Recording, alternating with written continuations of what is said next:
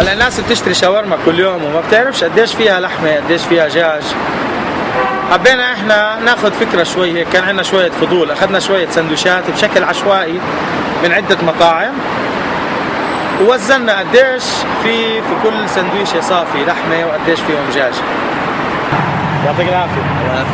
شو بتشتغل؟ انا شو هلا بدي اسالك عن الشاورما، قديش المطاعم بالعاده بتحط بالسندويشات لحمه؟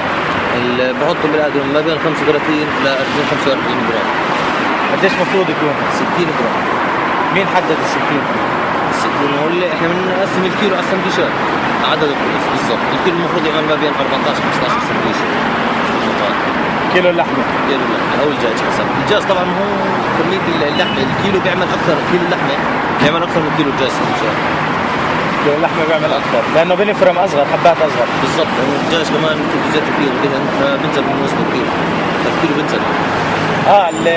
الدجاج بضل يسيل زيته.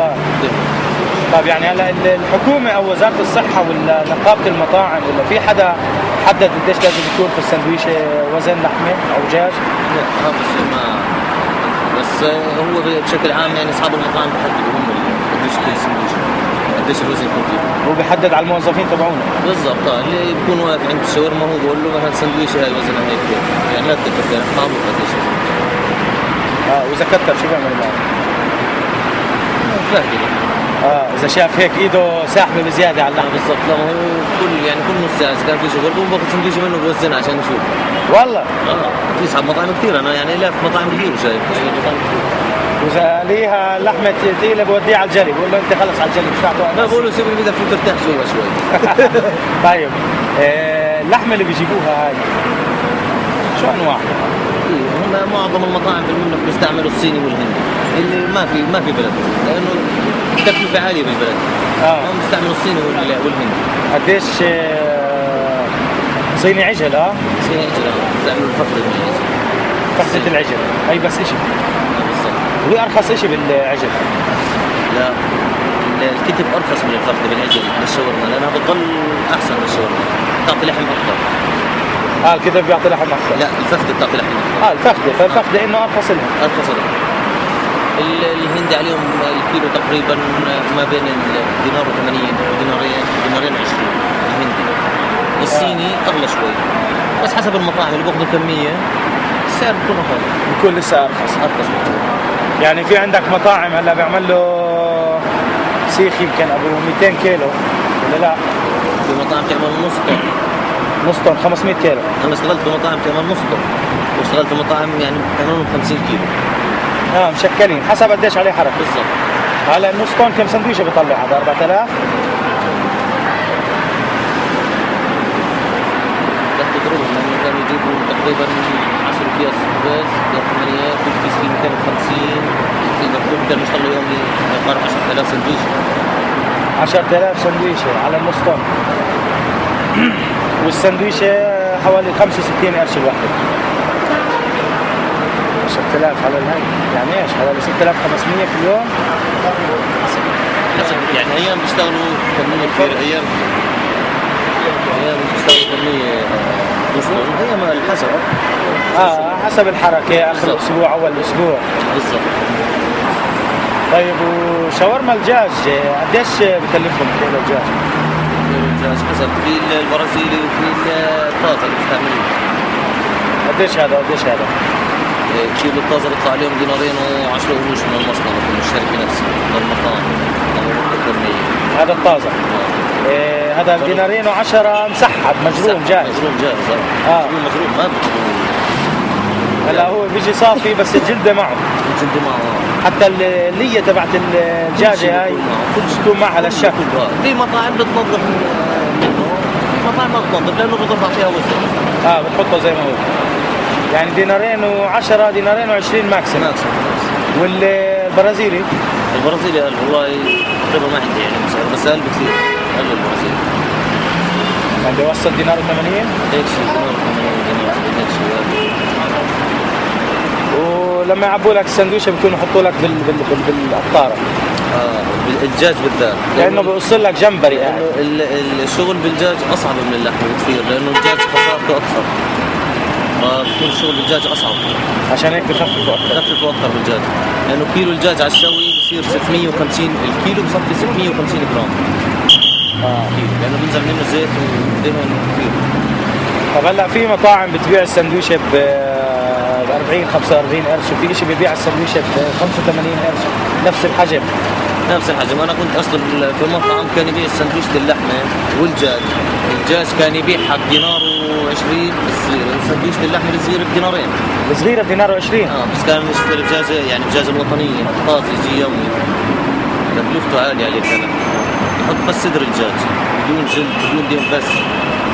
هذا اللي هو من منظر السيخ ببين تلاقي هيك لون السيخ فاتح كله لون واحد بالضبط. اما لما تلاقي فيه خطوط هيك غوامق بتعرف انه في فخاد وفي شغلات ثانيه. طب لا، مين بيحدد لهم انه هلا في حدا بيحدد انه قديش تكون السندويشه تبعت هذا المطعم؟ لا بالضبط، لا ما في، بس هي بترجع لصاحب المطعم.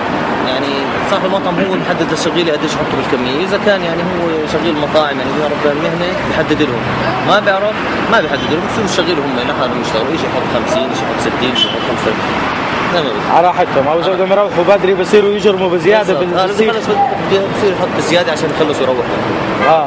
يعني ما فيش انه جهه بتيجي بتقول للمطعم هذا انك بدك تبيع انت سندويشتك بالسعر الفلاني. يعني انا اشتغلت بمطاعم كثير وشفت مطاعم كثير ما اجى اي حدا قال حدد كميه السندويشه.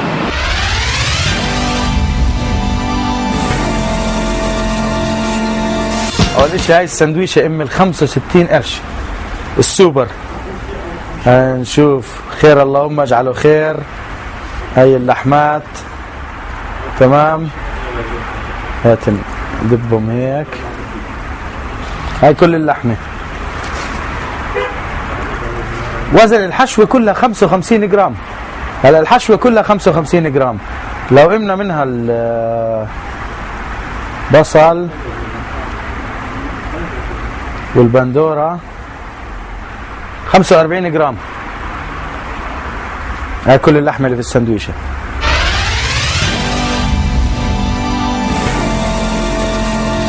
هاي السندويشه ام الدينار، هاي حقها دينار اردني واحد.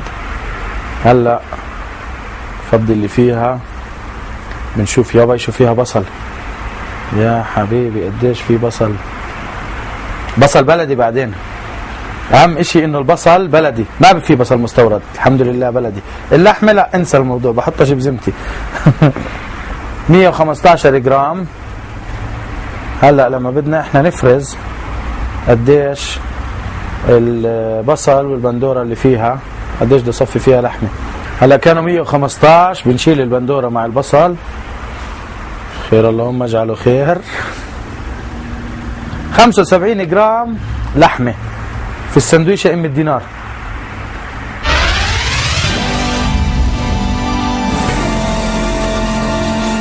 هلا هاي سندويشه ثانيه من مطعم ثاني، اخذناها هاي السندويشه ب 75 قرش. هاي خبزه ما شاء الله، وهي كمان خبزه، هاي سبطوحه جوا.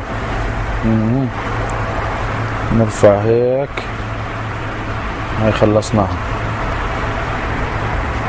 عندنا بطاطا ومخلل،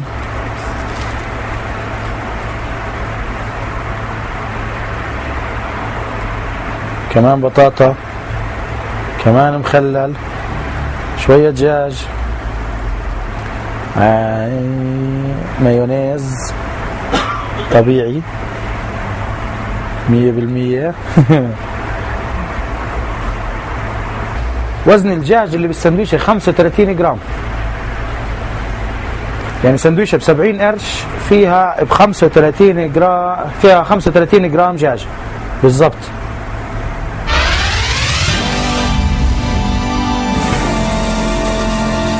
وهي كمان سندويشة ام ال 85 قرش. ايوه هذا اسهل في الكتكته. عندنا 105 جرامات، بتمرجح بين ال 100 وال 105. 100 جرام، هاي 100 جرام.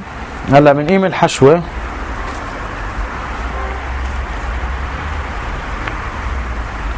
صفى عندنا 60 جرام هاي السندويشة ام 85 قرش 60 جرام باللية. هلا بنخفف شوية من اللية اللي بنقدر ناخدهم هدول. 55 جرام 50 جرام 50 جرام لحمة بسندويشة حقها 85 قرش.